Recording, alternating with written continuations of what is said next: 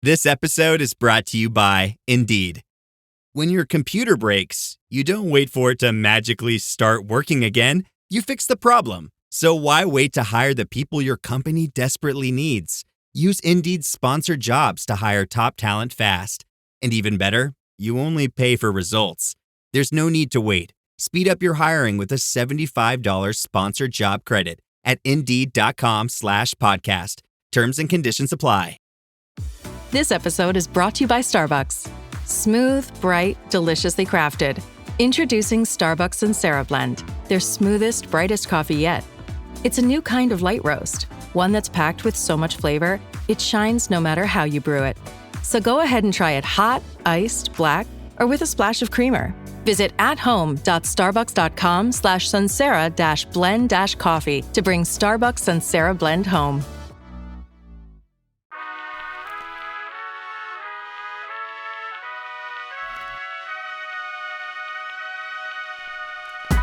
Welcome to Worse Than You with Mo Fry Pasick. I'm Mo, and every week I'm asking today's most captivating artists how they got their acts together. This show is not about their best or most famous work, but it's about the work that means the most to them, their creative process, and why they make their art. This week's guest is a writer, director, and producer whose TV directing credits include Shrinking, She-Hulk Attorney at Law, and Just Like That, Shrill, At Home with Amy Sedaris, The Other Two, and most recently, yeah, I could keep going, FX is Adults. Her film credits include her 2024 feature debut, We Strangers, which is one of the best movies I've ever seen, and her Sundance Award-winning short, Lucia, Before and After. Please welcome to the pod, Anu Valia.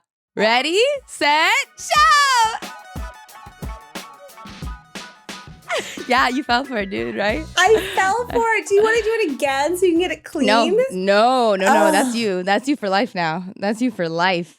I was trying not to look at you because I do that on set. I just want to make sure that an actor, I'm not in their eye line, they can't look at me. So I try to but maybe that's more distracting. It's so much I just more distracting.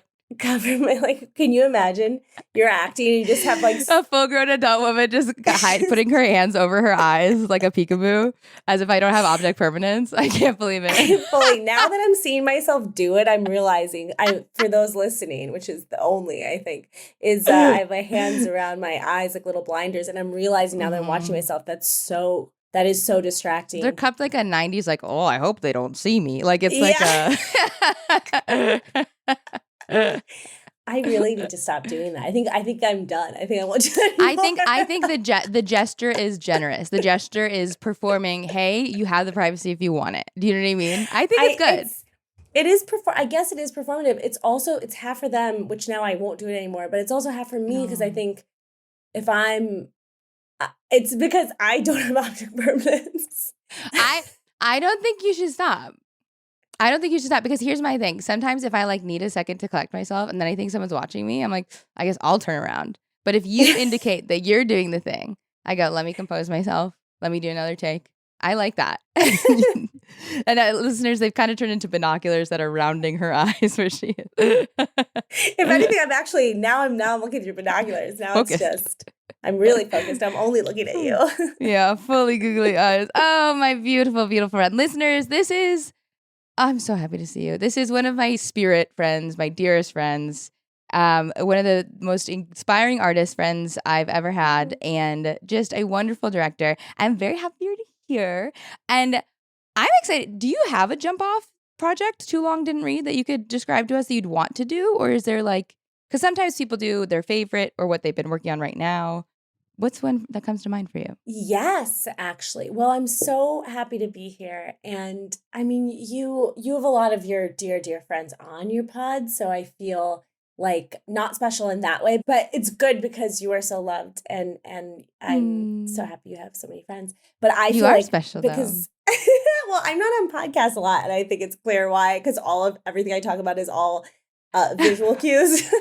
And so it's impossible if you're listening to understand what I'm doing. You go mute. I'm not on podcasts a lot. And so it's really nice when I get to have an excuse to talk to my friend publicly. It is really nice. But something I can talk about that I feel really proud of and really reflects my art, like my art is Mm-hmm. this movie We Strangers that I wrote and directed that's actually coming out in August. Wait, it got distribution? Yeah, it's coming I out didn't know that. mid-August, I'm like gonna a cry. limited theatrical release. It's a small little art movie, and Baby. I'm really excited for it to be out in the world. And like I do think, Mo, you maybe are the film's biggest I fan, love and so it. I'm really I happy to am. be I talking. am. You're just such an appreciator of art, and I have to just say that like when we talked after you saw the Mm. movie, the way you appreciated the film and the way you saw the film, I hope like all artists get so lucky to be able to talk to people who see their artwork in any way, whether you're a painter or whatever, and really have the opportunity to take in when someone really connects. Mm. Because I was like, oh, this is the point of doing it, specifically because I was like, man, Mo really understands what I was exploring, and because she understands it, we're having a conversation where I'm learning more, and we're both sharing in this way that it's allowing me to take more risks with things I Mm. do, and like pushed me with the writing I'm doing now. And a lot of that like hinged on a singular conversation we had where I was like, oh, well, if she got this thing, this swing I took, then maybe I can take more swings. And what it Mm. taught me was like, it's important for every artist to feel that they can keep taking big swings, because the less you get good feedback, the less you're going to want Mm. to.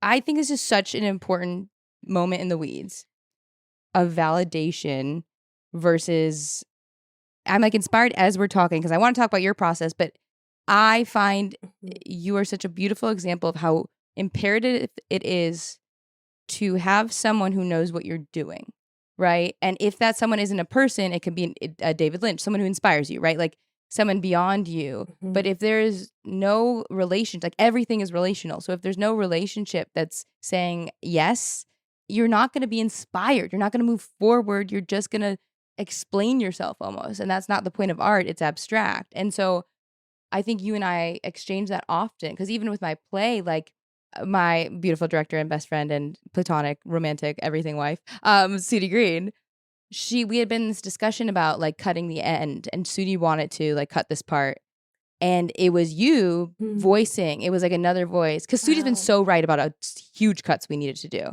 But this was one where I was like, maybe not, didn't have the voice or strength enough to verbalize why it was so necessary. And you went out to drinks with us and you were like, oh, this is this. And similarly, it was like, yes, I needed an outside voice that knows what I'm doing in this specific moment. That was so supportive.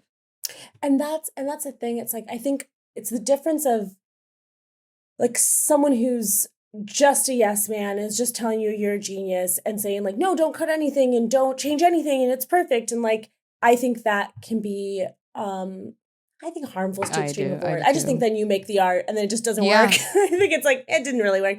But I think when you want to take swings and you're trying to do something that might not be accessible to Mm. everybody, but feels truthful to your original artistic voice, it is important that when people do understand it and do connect with it, that artist hears that specific Mm-hmm. feedback so they know they can keep taking swings. Again, those swings might not work, but that's how you get weirder and weirder and more interesting art. Like, I don't know, maybe David Lynch was always going to be David Lynch, but like, I also think if there wasn't such incredible feedback towards Eraserhead, Mm-hmm. he might not have had the confidence and or the support to make crazier movies and bigger swings. And to be specific, like with my movie We Strangers, it's this ethereal character study about a cleaning woman who lies about being psychic, and she uses this lie to kind of gain access and control in a space that is not really meant for her. Like she's trying to take up space in her employers' Mm. lives in this way where like she doesn't belong, but she's like, no, yes, I do belong. And the way that kind of unfolds is very um oddly comedic, very much only concerned with the main character's point of view. It's like my editor and I called the editing style like third person singular. Like it's very much following this one person's life, but we're still also watching her. We're Mm. not like inside of Yeah. her. And that was all very purposeful. It was also something I was trying for the first time. And it's up to audiences to see if they connect to it or not. But it was really nice to speak to you about it, because I was like, okay, I really tried this thing and it worked for you, might not have worked for other people, and that's okay. But it allowed me, like with this next movie I'm writing, to try some very, very different stuff. And I so can't wait. that was and that was a very exciting moment to get your specific feedback. Also because I know you've had this conversation with other people on the pod and in life, is like, we are quick to only remember the negative feedback. Mm-hmm. And did I read negative reviews and forget any of the positive ones? Sure. But like, also, I think it's important, if you're going to do that awful thing to Yeah. yourself, and if you're going to go, okay, this person didn't understand, and try to take in what that means and Apply make your it. artwork Yeah. better, you also should listen to like what did work. Yeah. If someone can recognize what you're attempting to do and validate that attempt, whether or not it's good or bad in their opinion, but did you do what you attempted to do, right, is like the nice thing. So if someone can signal, I see what you're trying to do and I like it, versus I don't see what you're trying to do, I don't whatever, it helps you receive the info better. Because if someone's like, doesn't know, what fluffy brows are, they don't know what the attempt of like the straight up brows are, they're going to be like, what is it that's bad? It's like, but no, I want them up. That's what I'm attempting to do. Can you give me feedback in accordance with that? Yes. On the up brows, because they must be up. I personally hate laminated brows. I can see when someone did an incredible job at the attempt to laminate brows. And as someone who loves a laminated brow, I understand the difference between a brow that's working and a brow that doesn't. But all laminated brows, I find up, let's go higher, higher and straighter. I love Yeah, them. but you also, like, if a brow was skinny, you wouldn't tell it was bad because it's not laminated, and that's your desire, right? Like, Exactly. And like, that's exactly right. Because I think that with We Strangers, I'm attempting to explore what assimilating feels like. So the plot of the movie is about a woman who's cleaning people's houses and lying about being psychic. But what I'm trying to do with this movie is explore that feeling of when you are in a space where you are trying to assimilate. This one person does this, and this is what I relate to, is I want to be the best at it, to the point where like I was spending time trying to assimilate, and then now I am like the queen of the space, and now I don't feel that oppressive feeling anymore. But what does it do to you? It makes you completely concerned with what people think about you. It makes you completely you lose sight, and you're just in a rat race of other people's opinions, and ultimately that stuff is exhausting, and what a waste of time, and it doesn't matter.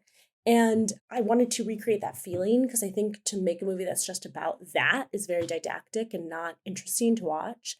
But I think if you're watching a movie where you're watching this Black woman interacting with these two white women, and it's like very uncomfortable, and you're kind of watching what everybody, who is looking at who, and who's blinking just a little bit too much, and what that feeling feels like. Well, you really, like, and I'll even tell listeners, it's interesting, like, what you did magnificently on screen was use the medium, right? You used color, you used shape, you used like all abstract things to convey a feeling of being in a soup that felt like a little like sonically, but at the same time she's hyper vigilantly tracking, sort of thing. Like, and then you used the color of her hair to try and change and find like dopamine, essentially, right? Like all these different attempts that she's doing, but you truly did. And I think I'm interested in listeners hearing this, because when we're trying to give someone a feeling, when we're trying to sort of write and ground an abstract thing, I'm wondering, like, even when you're writing, like, are you like sort of filling out the feeling? Is it diary of those times that you've been in a space with two white women and are just trying to remember? Like, how does that logistically work? Because you do successfully translate abstraction. I feel very seen by you. I love it.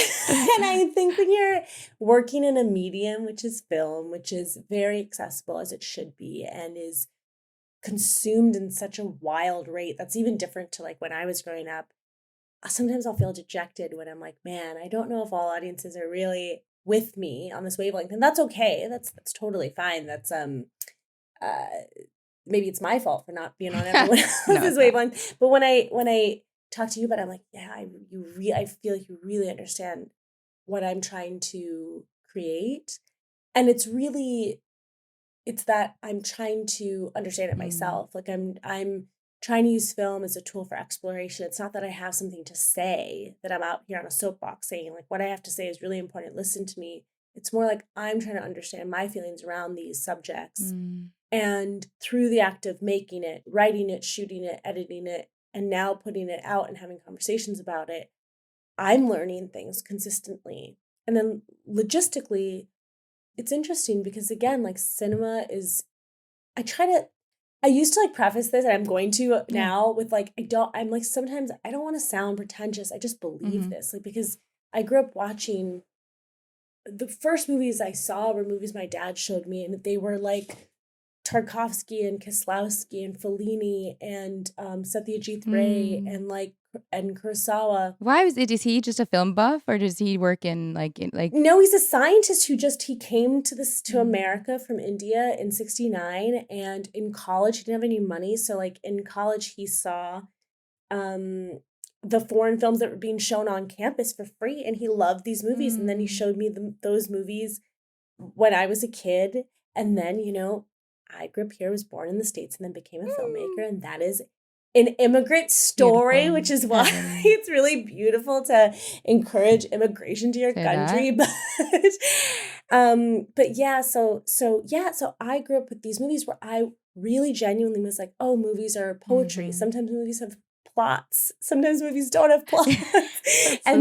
But movies are meant to feel. But I was watching these movies that like, underneath, even at 10, watching Stalker and not completely understanding it, and then watching again as an adult, I was like, the poetry I could understand.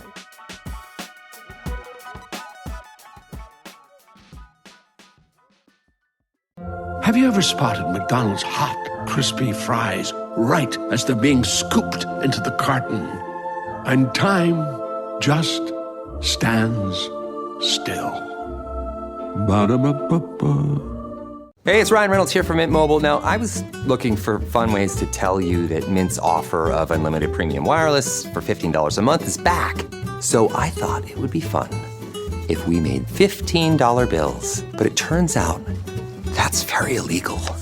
So there goes my big idea for the commercial. Give it a try at mintmobile.com/switch. Upfront payment of $45 for 3-month plan, equivalent to $15 per month required. New customer offer for first 3 months only. Speed slow after 35 gigabytes if network's busy. Taxes and fees extra. See mintmobile.com.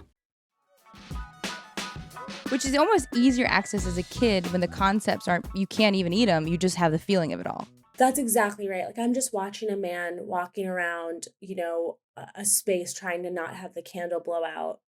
And he's just walking in like real time for minutes. And you're like, and it's mesmerizing. And I just can connect with it on a really base level. And so can my like 70-year-old father. Like he's also connecting it on a much larger spiritual God level. And so I grew up thinking movies are that. And this is all to say that what I think is so beautiful about this medium in specific is that it uses so many things to communicate feeling. So you have story, you have actors, you have color, as you said, you have sound and music and framing, what's in the frame, what's out of the frame.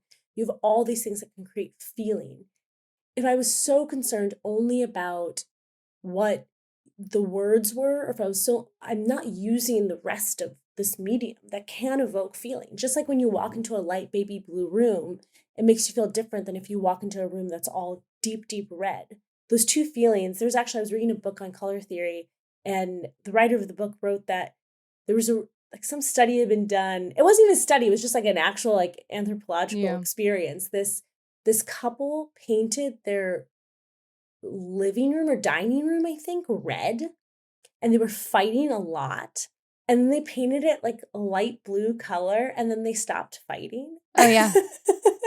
And like film is a moving like moving visual medium that has all these other elements to it, using all that to create a feeling that I cannot articulate with just my words, to me is the point of the medium. That's heaven. I'm working on getting better at like describing it, because I think that is important if you're going to be an artist traveling and talking about your work. I just need to get better at it.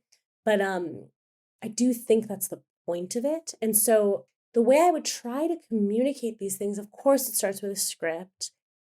And then it was with the department heads, like my production designer and our DP. We talked about these things all the time. Like we would spend, and I've worked with them for Mhm. years, so we would spend years sharing images, just talking about the kind of ineffable of it, like through sending photographs, sending shots of like a room that my friend went to at somebody's wedding one day, like just sharing kind of feelings. So all that stuff gets baked in, even though it's not like a direct one-to-one of what the movie is.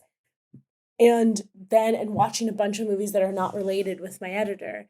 And then also with the actors, they were very clear about what the movie was about and what their role in the story was. So, it's a movie about subtext. It's a movie about what people don't say, about microaggressions and all that. And so, but you do it kind of piece by piece, and you kind of trust the process that when you're in the edit and it's all not working, you have a path towards, how do I get this to actually translate? But it's exciting to me though, even, right? Because it's like the idea, the concept you were saying, right, is microaggressions. It's 1,000 little cuts. So when you're in an edit and you're with every moment individually, you're not in the full scene of the soup and its thing. So you're almost experiencing it. You're kind of like, is this hitting? And it's like, yeah, over and over again. Like that's that sort of attempt. And what I got excited about that you were doing that I don't, like, you see even the short film festivals, people like that say they're inspired by these folks, but they're not taking swings. Like you even, forgive me if I'm wrong, if there was like blocks of color that you were using. Like don't even just mean like scenically. I mean like you were using color to like transition us, to just like kind of give us to a feeling and a place. And that is a swing that I think that, like, to me it felt very French New Wave. Like it was a choice to like take us where that I don't think a lot of people are doing, which to me is brave and inspiring. And sometimes when I do brave and inspiring things, it's because I didn't know you couldn't, right? It's just like an instinct. And then sometimes it's like a big choice. So when you're doing that, like making something so stylistic and aware of pretension and pastiche and all these different fucking judgments from everyone's mom, like, how are you allowing yourself that space? I think, and thank you, my God, your memory. Because also, you saw this movie like years ago, so that's amazing. But so yeah, well, so in the movie, there's transitions to color, and that kind of like, instead of a fade to white, a fade to yellow or something. And we stole that from Agnes Varda's movie La Bonheur. And I'm saying it badly. So Bonheur. She did that, and that movie is about a supposedly really happy family, and there's this kind of rottenness inside, and she uses sunflowers very evocatively. And my editor and I were talking about it. He like showed me that movie, and it's these cuts to color that somehow like are supposed to be happy but feel a little foreboding in that movie. It's not, we don't use it in the same way in our movie. And I was like, that feels right. Like it's exactly what you just said. You just kind of move with it, instinct. One thing we tried, and again, like that doesn't always work for everybody, because the way you move through the world does not always connect with other people. But I had to, because I was trying something that was so different, definitely different than the television stuff I've done. But that's also not even connected, really. Anyway, which will be an interesting thing, because people think it's all connected because it's the same medium, but it's not. If anything, I'm so lucky because I've learned how much humor is necessary in everything, but I did not come to filmmaking through comedy. Comedy has taught me a lot, but I thank God, because I don't think you can make anything good without having people forget. People forget they make all their things and have never had a laugh in their life. I know, and it's like, no, all good movies have release, have humor, exactly. You need to alleviate that tension. But when James Codianis, the editor, and we've been editing together since college, so he's edited all of my short films, and with the exception of like a very couple, because short films don't pay you anything, so I'm sure he was busy. But him and I tried something where it was crazy and we couldn't keep it up, but it was like every time we edited a scene, we'd watch everything before it. So we'd edit the first scene, and the second scene, and then the third. So like scene 40, we'd have to watch the whole movie to get to scene 40, so that the feeling, I just wanted to always be aware of what the feeling was in the scene. Because again, all of movie making is like, of course, you have a thing in order and you do it all out of order. So I was like, it's so important to be connected to like the feeling. That of is the such film. discipline. Like, that's amazing though. We did stop halfway through because it was a crazy way to try to make a movie. It's an 80-minute film, so at least it's short. But that's a lot. I mean, also like we were editing it in New York, so like, I didn't want to be like, oh, I took the subway here, and then that was, I had like a shitty way to get to work, and now we're editing in scene 60, and I kind of am bringing the energy in. Like I wanted to be like reminding myself, and then I had to be like, well, I trust myself. I know this film, but I did try. I was like, well, yeah, you did the attempt to see if it also gave you enough, and then you're like, guess what? It's not, and now I'm annoyed at this, so no. But yeah, and now I'm now annoyed. I'm like just waiting for this movie to be done. But I think it was a lot of being also having to be really hard on yourself and be like, if every scene's not a 10 out of 10, then like we can't be okay with that.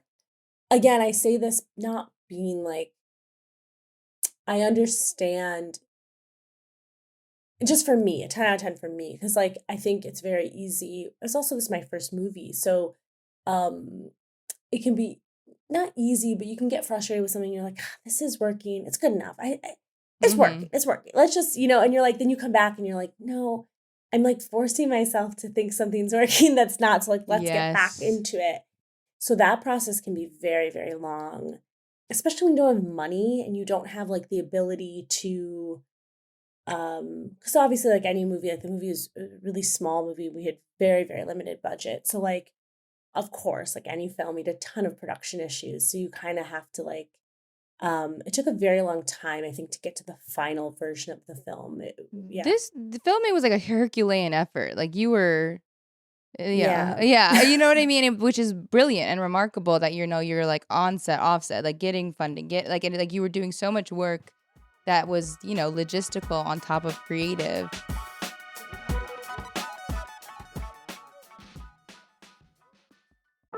Make your next move with American Express Business Platinum. Earn 5 times membership rewards points on flights and prepaid hotels booked on AmexTravel.com. And with a welcome offer of 150,000 points after you spend $20,000 on purchases on the card within your first 3 months of membership, your business can soar to new heights. Terms apply. Learn more at americanexpress.com/business-platinum. Amex Business Platinum. Built for business by American Express. Who says you can't be the topic of conversation for all the right reasons? The Hyundai Tucson Hybrid pairs bold presence with advanced technology and sleek style. It's everything you didn't know you needed in an SUV and then some. Okay, Hyundai. Visit HyundaiUSA.com to learn more.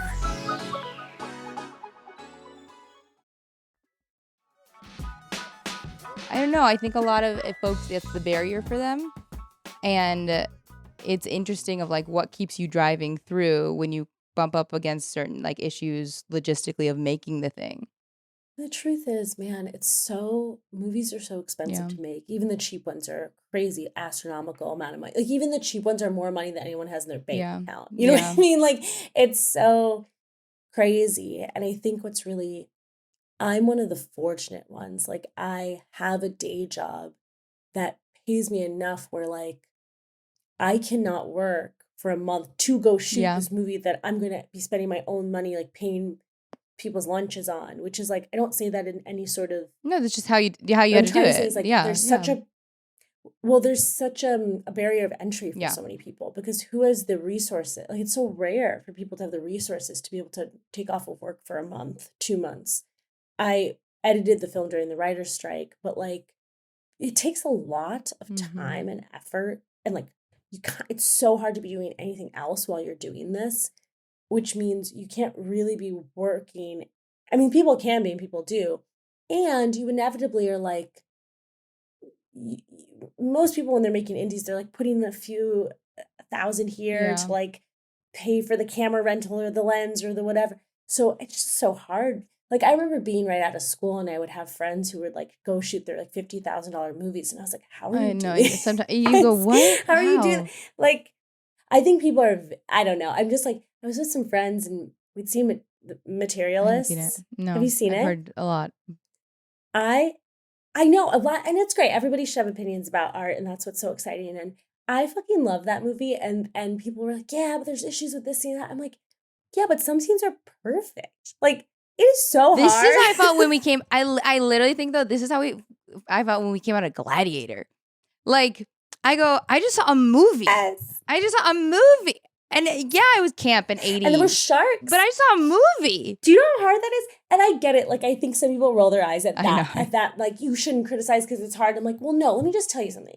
there are sharks in that fucking Coliseum. You know how cool that is? And it's so weird. Here's my thing. Like, I think the reason I get annoyed at them is because I go, you're criticizing this as if it is a, Robert Eggers.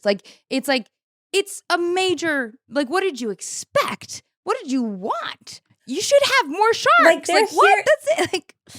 And I promise if any of those people are on set with Ridley Scott, they'd be like, oh, these sharks, this is so cool. The way that you guys are doing this. Oh my God. And I'm just kind of like, this is to make a perfect scene, to make one perfect scene is incredible. I'm not speaking about myself. I'm saying this as a fan of filmmaking.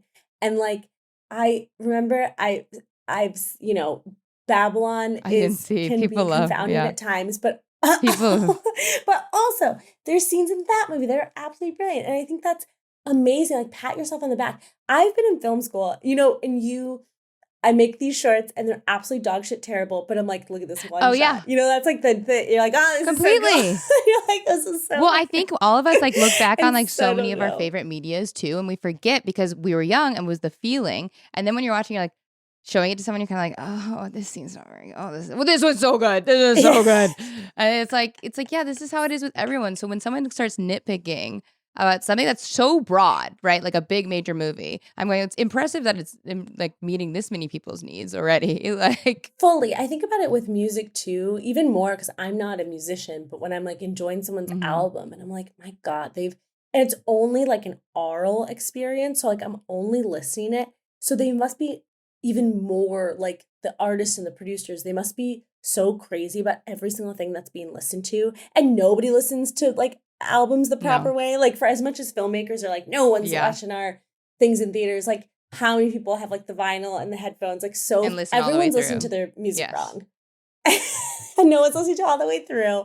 They're it's gotta be so confounding. And so then they're like, well, I don't know, the album's kind of inconsistent. It's not like their other work. And I'm like, this person was in a studio recording the song, being so careful, and they're doing it for you. They're trying to give you your favorite pop track. And then they'll literally on places that are reputable will knock the album down because it wasn't a cohesive piece. In this day and age, honey, what are you talking about? Because then that's like me saying this movie had too many people talking because I'm in the silent film era. That's not the rubric anymore. I don't like it. It pisses me off. Fully. I'm just kind of man, it's so much more fun to enjoy it. Yes. So, and another thing with Materialist, that movie takes swings. It takes narrative swings that I was so shocked by. And I just was amazing. I can't believe all these people said yes to this. Really? Wait, can I tell you, I don't know a single thing about it. Who's in it? Who's it by? But every time people are have you seen The Materialist? It's Celine Song's second movie, After Past Lives. Yes, and it stars Dakota Johnson, Pedro Pascal, and Chris Evans. Oh, I love him. I love me some Chris Evans. I'm so curious. I want to hear what your thoughts are. But someone was asking me if they thought. Oh, I was just I bet you every one of those decisions was a very thoughtful decision by Celine Song, by the director. And what is exciting is to see this artist take the swings and then be allowed to take the swings. I don't know anything about the behind the scenes of the film. So I got to watch a movie that tried some stuff. And I'm reading Jerry Saltz's book, How to Be an Artist. And he's talking more about the visual, painting and sculpture and visual medium. But he's just talking about being able to take swings as an artist is really exciting. And that's not what we want because it allows for critical thinking, which is something that we need to have in the world because it's so much easier for us not to use our critical thinking brain in a world where burgeoning AI and with even me, the fact that I use Google Maps all the time and I can't for the life of me actually understand how anything in LA is situated next to each other because I lean on a computer to do it, to exercise that critical thinking is really exciting and fun and really joyful. I don't know. Well, can I tell you to that point? No, it's very on the dot because one of my biggest frustrations with the whole AI of where everyone being AI sucks, I go, you can't be fighting the thing. Why aren't you focusing more on the nourishment? Of course fight the thing, but it's there's so many people complaining and doing nothing and then not you can't just say it sucks and walk away. If you actually want to support the cause, then nourish the like growth of something else, nourish the analog engagement with something. But there is no salve. So then a bunch of people feel like they're saying something or helping or doing something, but being like, I don't like AI. I'm like, well, baby, your whole email is written by it. So what are we doing here? Like, half of my texts from you are, half of my texts from me are like, but 100%, I agree with you so much, because I'm like, I was lamenting it this morning, just being like, man, the same things that we all think, like, I'm not going to say anything new, but what I did feel, I had this conscious thought that was very similar, that was like, well, I'm just going to really, wherever I can work my critical brain, I'm going to try to work it, like wherever I can, whether it's choosing to read the book instead of going and like reading my next cut article, which I fucking love that article, but I am on that. I'm like always trying to be like, a plug for the cut. Love trying that. to just get my brain to like, I don't know why I'm shouting, like negging the cut, but like, no, I get it. Really no, like it is that like though, it. because it's like a quick headline still always. It's all that, yeah. Just trying to see, what's like the next sex diaries? What's the next, like, what thing can I go online? Just trying to be like, please, just because what I'm trying to say is like, anytime I'm seeing art that is like fully engaging me and is exciting, whether it's quote unquote bad or good, doesn't matter. It had like a lot, it's engaging me and I'm thinking about it. I saw this movie like 2 weeks ago and I'm still talking about it. That is like, incredible. I feel the same. It's from a zoomed out, and it's not to say there's not parts of things I don't like. It's just like I don't care. That's not interesting to me to talk about that part. It's not interesting to talk about. Yeah, I agree. Like, I love hearing other people's criticisms, but I do find it less interesting to talk about. Which is a expansive or negative orientation, right? Like if you're looking for the interesting, like, which I do think people are unconsciously trained into with like talk shows, with everything we have is like, have the loudest negative opinion, but it's very expansive to be like, well, this is the part I liked and this is the part that I like that they're able to do, and it is positively oriented and more expansive, but genuinely not as enticing in an algorithm. Definitely And I think it's so rare because we're always chasing, or I'll speak for myself, I'm always chasing that like dopamine hit. Are you joking? That like to be able to live in the the way I be filling up joy shopping of, like, carts online, I'm like, got some dope, and then done. Never buy abandoning them. Never. Yeah. Fully, but don't worry, they'll remind you. You will get that email. You'll be reminded. No, completely. But then, like, I just saw Pee-wee's Big Adventure at the Vista the other day, and it was so fun, and I felt like a kid again. And I was like, man, this is the best. This movie's so creative. Yeah. It's so joyful. I'm excited. I'm like going home and I'm writing, and I'm like, now I'm watching his doc and I'm interested. That's what it is. It's that, I think that feeling of like when you're a kid and you get obsessed with something, there's nothing better. And I think I'm just constantly like, I want to feel that all the time, because I don't actually feel it that often. I don't either. I was just talking with my friend about this because we both played volleyball, and we're trying to find that flow state where it's like, I want to practice no matter what. I want to do this no matter what. And it's not like, it's hard to find in this creative space, but I know it exists. I'm 100%. I feel like you do find the joy and wonder. I think you have a practice of finding joy and wonder in everything, and a lot of things, but it's I agree that like the daily, I'm very jealous of like ceramicists and painters and people who go and do the things with their hands, and then every day they're really working on this one practice, because I don't have it's such a physical demand. Like it's like ours is a little bit abstract because it's like we're pulling from writing from something that doesn't exist yet into existence, and they're working with tactile things that like already exist, and it's such a easy focus. Because it's like I'm focusing on the expansive oneness of eternity to try and find my poem, and you get to look at this block. Damn, that's a little bit easier. I gotta be so honest. And and people can come. They can pop by studio visits. Like it's a bit more social. Fun. Like you're sitting there writing a poem, and it's like you're not gonna have friends pop by with their glass of wine, check out what you're doing. It's also so romantic to have a studio, and then you have open hours, and somebody comes by, and they're like, looking at the block you're working on. Like, ugh, it's so cool. But so question, because you are someone who, and I think I always have like comps of people who have been on for people to kind of help understand the concept overall. I think Albertina is really similar to you as well, because she's someone who grinds. You look at her resume and you're like, holy shit, she's doing big shit constantly, always working, yet is this always the artist forward identity. Like she is, when I talk with you, when I talk with her, we're nourishing, we're talking about art, we're talking about these things. We're not going like, we're going to make it to the top, we're going to grind, we're going to blah. It's like, oh my God, did you see this flower? And we're all crying, right? And it's like, and that's at its most extreme. But we take it very seriously. And so like, I'm curious for you because you have such an extensive resume. You are a wonderful and in-demand director. People desire to have this.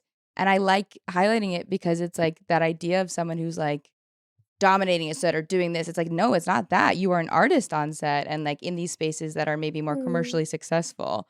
So what is that balance for you? Well, I do stand by the monitor. I put little blinders up. When Sarah Jessica Parker walks by, you go like that. Yeah. I'm telling you, literally, from this conversation, I have to stop doing that. That's crazy. Okay, well, question. Maybe think about it when it happens and think about, does this person need that? Because sometimes they're gonna. Yeah. Maybe I should just get out of their eye line. This whole time you're in the middle of it. What?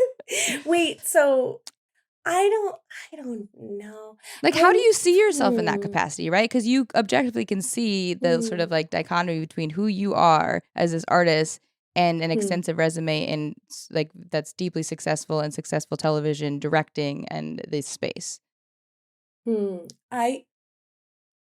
okay. I'm trying to answer this as honestly as I can because I feel like I am always kind of like, I really do struggle with like object permanence. I like whatever's right in front of me is the thing that matters the most, right? So it's like I'm prepping on a show right now that we'll be shooting next week. And it's like, okay, this is the only thing. Like the show I did before, it mattered so much of the time. Now this matters so much, right? And then this show will be done in a couple weeks. And then but really, there's like this movie I'm writing that I'm like, this thing matters.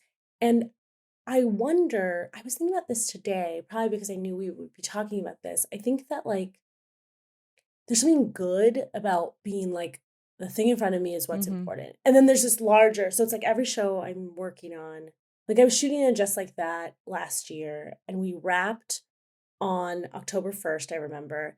And I got on a flight that day and then flew to Toronto to shoot adults and then started that immediately. And how about that? Oh no, I'm like sad for you, like just like your like hydration levels. I'm like, are you good? Like that's a lot. But that I will say that is the joy of the job and the privilege of this job is then you have months off in between and you can work on your art. And I think that is the greatest privilege any artist can have is like time to work on your art. Like that is the greatest gift, right? And that is time and money to work on your art. And being that you don't have to grind for that month because you are okay financially and you can go off and like write that's crazy. That's such a privilege.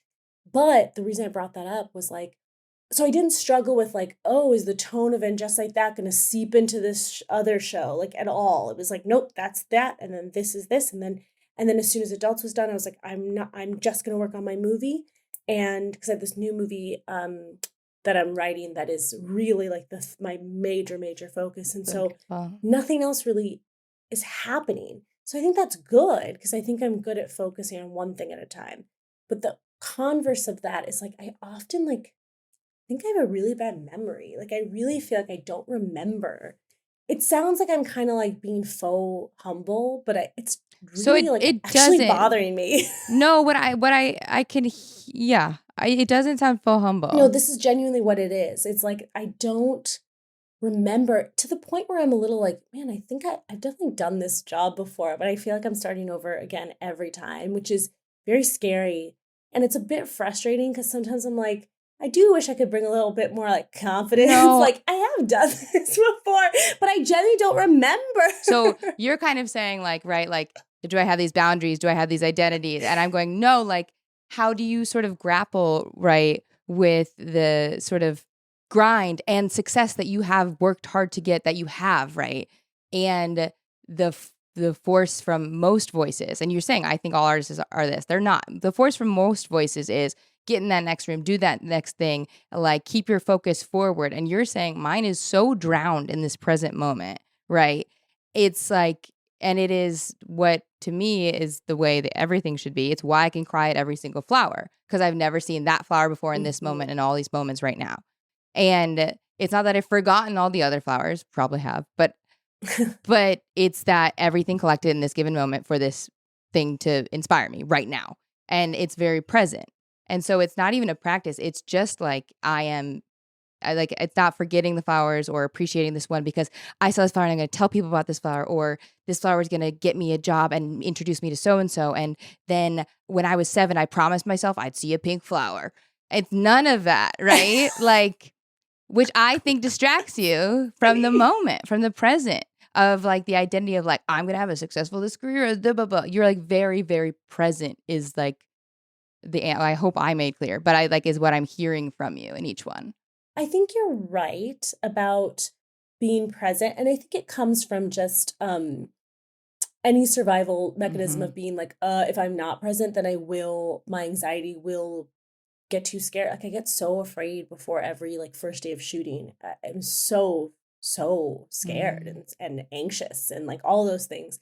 And the only thing that kind of helps me is to be like, okay, we are always, I think this is true of all people, that we're always trying to at our best, like try to get to a flow state, try to get to being present, try not to think too much about yourself and just think about what the thing needs. So when I'm feeling imposter syndrome or insecure or scared or whatever, I try to be like, okay, what does the scene need? What does the thing need? Instead of what about me? It just, the more I can not think about myself, the better. Because the point is you're trying to make something for other people. It's not about you. It will become from you because that's just how the process works. Like the moment you write, it comes from you. But like when I'm writing, I don't remember anything I've written. Like I do think that there might be some memory issues, but I don't, it just kind of comes out. And then I like look at it later and I'm like, oh, people right. People are going to watch this back when you have like full of like a rare memory disease. I'm like a little bit worried. I'm a little bit worried about it. But like I like love talking about directing with actors and directors. And I love hearing directors' stories when they tell me like, oh, this is what we did in this scene. I'll be like, what did you say? Because I'm always like trying to learn. And then people ask me and I'm kind of like, oh, I don't remember. Like I was there and I was very present. Don't really remember the words that came out of my this mouth, is but I was this is why when you and I are talking and we're teaching forever, I do think we can, because we do speak the same language. Because I feel personally, and what I appreciate is because it's like my native language, if you will. Like I've really learned to translate a lot of things, but my native language is feeling, abstraction. Like you can describe and the parallel of like, it was like a warm day at the ocean. Like it's like you can really, really get descriptive in that way and build a scene really well in a story even. But the details of like, it was this. I remember like being jealous of people who had that and like practicing over and over and over again to remember those things. Yeah. It's. Yes. Oh my God, yes. My best friend, Sarah Euro, she is exactly that. She's a really, really good storyteller because she remembers every detail. And I'm like, I really wish I had that gear. And so all of that is to say that like, I'm never looking, literally, I'm just kind of like, okay, I have this show I'm shooting over the next few weeks. I really hope every scene goes really well. And then, because I'm like, if I'm present, like that is kind of the thing I ask for from God, from, universe, whatever you feel. But the thing, the all-knowing love that ties us all together, I just ask to be present. Because I think at least if I'm present, I can be giving and reflecting what I believe is true in the moment, like true in whatever a scene needs. And then also like with a movie, it's much more nerve-wracking with a movie because you're like the arbiter of tone and it's you, like there's nobody else there that's really thinking about the tone of something. So like you might get caught up in a scene and an actor is crying and everyone's so excited and it's so emotional, but you're like, oh wait, actually that's not where we should be in minute 50 of the film. And people don't understand that you're like killing the vibe, but you're like, no, I know we were all very excited by this in the moment. but you actually can't trust only that instinct when you're shooting something that's long form. You have to be very, very thoughtful to like what the larger tone is. And on a television show, I just have more help. Like the Yeah. showrunner, the writer, there's other people there. So I can be very present with just the scene. And I can be like, okay, let's try to get these other things. We have options in the edit. Whereas with the movie, I'm a little bit more like, I feel like I have to be a lot more sure earlier on. Like during filming, I'm very, very Yeah. sure. Whereas I'm pretty sure in television, I'm trying to be specific. Like I was shooting a scene where we had 2 actors who are incredible, incredible actors. And it was an emotional scene. This actor, they were just so present and they had this ability to cry. And I was sort of like, this is really beautiful in this moment. Don't know if we as an Yeah. audience need to see you cry or if we need to see you try not to cry. And we talked about that. And they agreed with me. It was also really emotional and they were just very in the scene and they couldn't stop crying. And so it was actually really beautiful. But it was really We'll talk about having to beautiful. use them. And you're also like bilocating, right? Because you're so present with the gift that that actor gave you, appreciating this moment. Yeah, because it's a gift. And yeah. at the same time, you are also then going, like having to gently almost like parent and be like, that was such a good job. That isn't what we're looking for. You know what I mean? Like, because you're still having to see the bigger picture at the same time and be present with the bigger picture.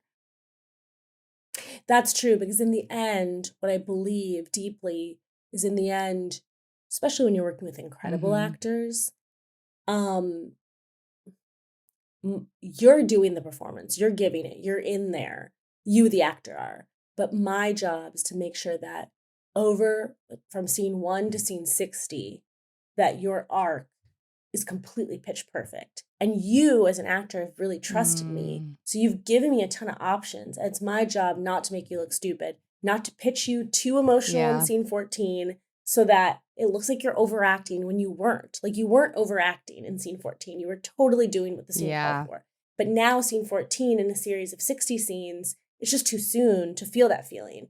And then you're going to be accused of overacting when you weren't. That's such an advocating perspective for your, like the people you're working with. That's very nice. I believe it's our job. Like I believe it's completely the director's job and the showrunner or whatever. But because anyway, job, yeah. like it's the director's job to. You know why? Because we're manipulating the actor's performance so much in the edit. Like I'm cutting to a reaction that you didn't give actually in that moment, or I'm cutting to it too soon. Like sometimes, you know, when you're cutting a scene and you cut to them too soon, and then there's like a beat before they do their reaction, and it's kind of like, oh, they kind of reacted kind of late. But it's like, no, they reacted at the right time, but we just edited it poorly. So there's like a little too much air. Isn't it crazy that our human brain can't even like click that? We assume that room was like that was all that exists.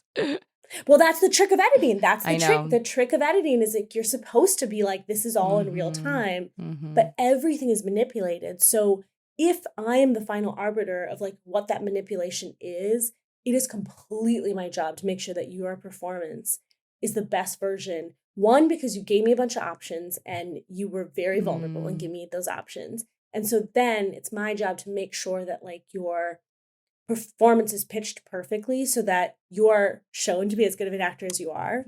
So and then beautiful. also like sometimes the truth is some performances we didn't get there with the acting, and then we obviously have to create it in the edit. But what I'm trying to say is like there are so many times I've been in an edit where the acting was good, and then I'll look at the cut and I'm like, oh, this is actually like, this is making it seem like the acting is bad. Like we're cutting to them too soon, or cutting to them too late, or this is too big of a reaction to what this person said. Let's get a smaller reaction. And if I don't do all those things, then you will see that this person's like 80%, they're like a little bit worse. And not that the actor is worse, but I have made their performance worse through the edit. I really, really like, I want you to come back on to have like another hour about this, because I think this is a perspective I don't even, when people are even talking like award season or whatever, I don't hear this perspective. And I appreciate it because it's like that to me, like even when I was a kid, I was like, what's the director do? You know what I mean? And like this to me is like, holy shit. Like you can, in the way you're describing it, you're like, wow, they do have to take care of and someone who's good at it and wants to take care of everyone. Holy crap. That's what a director should be. Fully. I mean, yeah, that I really, there have been times I'm like, oh man, you really can't take your eye off the ball of like how important it is to be like, is that the best take of them? Like, it's your responsibility to look at every take. Mm. Cause like maybe there's something a little softer, and then all of a sudden it's like a home run of a scene. And like, it's not just for you, it's for, so that it's like, yeah, I don't know. It's just like, it's just so vulnerable to be an actor and to give all these options. Like, here's 9 options you can maybe use in an edit. And then no one's watched all of those takes. It's just, Oh my it's God. like Well, that's why, crazy like, to I do me. think you're so worked and, doing work because you are so good at this. And to me, you have an awareness that people, it's easily translatable on like a basketball court of like a leader, like when their teammates are playing their job and doing their role, right? Like, they know how to like pass and play them, like play their part within the thing. Mhm. And if they overdo their part or underdo their part, right? Like it is like a cohesive job. And so your innate understanding of the cohesion that is required for everyone to look good and the edit to whatever it is, like I do think is why it is nice to work with you because you're thinking of that. And a lot of folks aren't. They just, they like, and I'm struck by what you said, but what you said earlier though, with like, you're like, I don't have something to say because it is so profound because I find the most difficult people to work with that kind of quiet down other people who might be artists and don't know it are the people who say, I have something to say. Mm. Right. And right. People who have stories to say, yes, of course. But this idea that you need to have something to say, it's like, no, Mhm. you have maybe something to feel, something to show, something to like, to work through, to understand. And like, I think your acute understanding of that is inspiring to me because it's like I literally have never ever had anything to say. When someone's like, "What's your story?" I go, everything, everything. I don't know, Truly, I and don't know. That question's it's very funny to awful. me. It's It's so awful. confusing. I don't even know what someone it means when they ask that. Like, I genuinely, definitely people have asked me like, "What's your Shut story?" up. And I'm like, man, I really don't. I'm trying to think of like the most clever response to that. Doesn't make someone feel bad, but yeah, it's such an But odd. it's I want to be like, I don't know. I just watched Pee-wee's Big Adventure, and that well, movie rules. people who can ball with that answer rule, That's my right? And then you're story. like, you can get my vibe. But people who can't are either uncomfortable with like, what can I label you as or understand you as or how can I interact you as? Like, shut Yeah. up. Like, no, but I'm struck by this and like torn from wanting to explode into conversation and move to our final segment. Yeah. We We absolutely have have to. to. Okay. So to all this, it's just so wonderful to hear. I think it's important for people to hear because there are people who aren't going to be directors until they hear that this is what someone does. Because there's not a lot of good people describing or modeling it. Do you know what I mean? Oh, that would make me so 100%. happy. Especially, yeah. Oh, I Yeah, love that. especially what? Mm, mm. No, I just think that like what one of the earliest lessons I learned about directing is that everybody does it their own way, but you have to be true to the who you are to be a good director. And because I would obviously see what the typical idea of what a dominating, typically male, but mostly dominating Mm-hmm. force. And I just have such a different energy that like it's a pretty simple thing what I'm saying, but I just kind of I think it's really what I learned early on when I was directing as a television director is like I really can't be anybody else. Like I can only be myself. And I have to lean into that because that I have a ton to learn from other people all the time. But if I'm not leaning into the couple gifts I have, which every artist has their few gifts, then I have no business doing this. And what a waste. Like, what a waste of your time. So the sooner someone can learn that, you'll save yourself a lot of that imposter syndrome, Hugely. And like also feel capable, which is the opposite. My bad. Okay, so my final segment is called Okay. Thank You for Holding My Poems, and you're perfect for it, which is inspired by the Russian poet Anna Akhmatova, who under times of great political duress, it was illegal to publish poems of resistance. And so their friends and their other collaborators and artists memorize edits of each other's poems. over the course of 30 years until it was safe to publish. Mm. And it always moves me. I'll start crying talking about it because you are a person who holds my poems in life. So I love this prompt because it's very abstract. People talk about a song, people talk about a moment. I always say, like, what's a poem to you, like, that you want to bring to us that we can hold, that was a poem to you? Like, it could be a moment that someone was like, hey, you're good at this, or a painting you saw, or a barista on a bad day being like, I love your hair, and you're like, okay, I'm here. And so whatever comes to mind when I say a creative poem that you've been held by, hold for someone else, or we could hold for you, please share. Mm. I love I love you. this. And oh man, it's so emotional. Okay, so I'm just oscillating between two. So We can do both. when they're both kind of like short Yes. sentences. So basically they're experiences, because people can be so poetic even when my favorite thing is when people are poetic in life and they don't even know, which you are often. And they don't know like what they've given you. And so when I was in college going through my first deep heartbreak, and I was so heartbroken, and it would hit me. It's that first time you feel a feeling that you think will kill you, and you've never felt it before. And it's so shocking. It's such a shock to the system to be that heartbroken, right?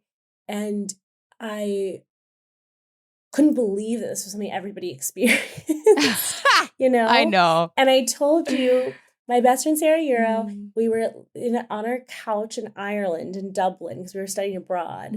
And I was crying. I was like wailing I thought I was going to die, And I just was like, I'm not going to be okay. Like, I'm so sad, right?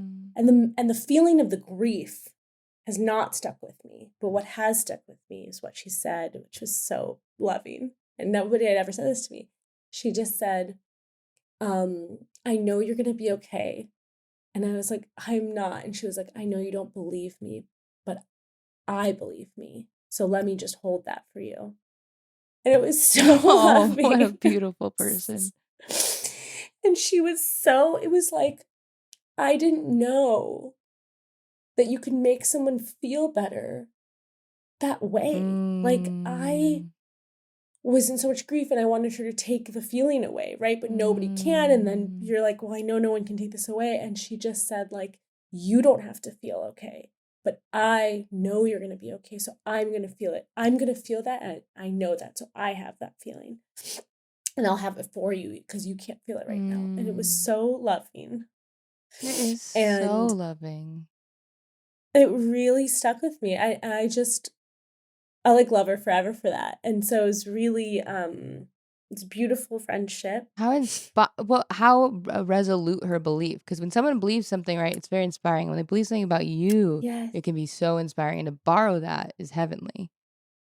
It's so beautiful. And so that was like, obviously that was such an important seminal thing, because it was also tied to like, real coming of age moment. And then I'll share with you something that actually, do you know JD Amato? Yeah. Oh God. Yeah. From UCB days, from the special yeah. Eric probably knows. Yeah. Everybody knows JD. So he's going to love this. Oh, he's going to be so excited that I'm calling him out for this. I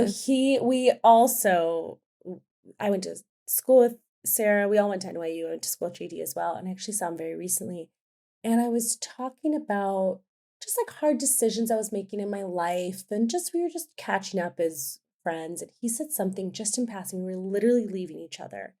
And I hugged him goodbye. And as I was walking away, he said, just know that people in your life trust Anu. So you should trust Anu. And I thought that was really beautiful cinema right there. These are such parallel poems. I love these. I know. I'm really taken when people just pull out poetry in their everyday lives. I was like, what a kind thing too. Like his passing. We were talking about all sorts of stuff, not just about me. We were talking about him as well. But his decision to sort of leave me with, I'm going to leave you with something that hopefully you can take with you and get you through, your day, was really lovely. And so those two things were things that I was like, thank you. I love those two things because that's a very healing love language for me, is when because that I hope to give to other people, where I see them so clearly, even if they tell me something's not true about them, that they're not lovable or whatever, I'm like, I don't see it. Like, and obviously I don't mean in like toxic ways, but it's like, just like, I just like when my best friend like doesn't like their outfit, I'm like, I don't see it. Like I see you and you're a shining light, and like, let's find something that makes you feel that way. Like, it's just like, it's nice that they gave you such assurance of how they felt about you that you could use it when you were working through something. It's really, I mean, I know you do it all the time, and I know that there's people in your life that quote you and think about you, and it's just a real, we call in Punjabi, in my mother tongue, which I don't speak. I wish it was my mother tongue. I'm writing a whole movie about it. But it's called Sewa, SEWA, which is like a service you do for other people. That's like part of the religion, is you do Sewa, you give to others, charity essentially. Yeah. And an act of good, just goodness. And I feel like little acts of Sewa throughout the world always really get me. Especially when they're poetic and they're about me. Oh, yeah, say that. More of them play it. No, Anu, that's heaven. Sewa is so beautiful. I love that. I hope more people take that who don't know it. Oh, my beautiful, dear, dear, dear friend. This was so perfect. Can you tell people, I know my girl isn't a big Instagram. She has this beautiful art drop every once in a while. I go, that curation's incredible. But I go, okay, is there any place people can find you where they can go see We Strangers? What can we tell the crowds? I was really also, I have so much more to say, but I'm trying to be timely. Or do you have more? Time of which I'm not. I know. No. I just always want to talk about everything more. I know. But people can find me. I mean, it's so funny. It's like, who knows? Like, probably they can find me lurking on their Instagram stories and not posting anything. But it's me too. It's Anu Valia at Anu Valia. Yes. But I'm rarely posting. But We Strangers is going to come out mid-August. We don't have. We're waffling between two dates, which also makes me nervous, but that's okay. So it's mid-August. It'll be a limited theatrical release in Los Angeles, New York, and other indie theaters around the country. And so I'm really excited. It stars Kirby Howell-Baptiste as Ray. And it also stars Sarah Goldberg and Maria Ditzia and Tina Lifford and two-time Tony Award winner Kara Young and Paul Adelstein and Hari Dillon and Misha Reddy. And it's a beautiful movie, and I can't wait to show it to people. So you are soon. So wonderful. Well, I end my pod by giving the listeners and you a compliment. And so without regard to gender, I don't believe adjectives should have it. I say, oh my God, you're so pretty. You're the prettiest girl I know. I love you. I love you. Worse Than You with Mo Fry Pasick is hosted by me, Mo Fry Pasick. You can learn more about this week's guest and the Worse Than You team by checking out the show and episode copy. Worse Than You with Mo Fry Pasick is executive produced by Erica Ghetto, Mariah Gossett, and Lauren Mandel for Good Get and Disco Nap Productions. Oh my God, you're so pretty.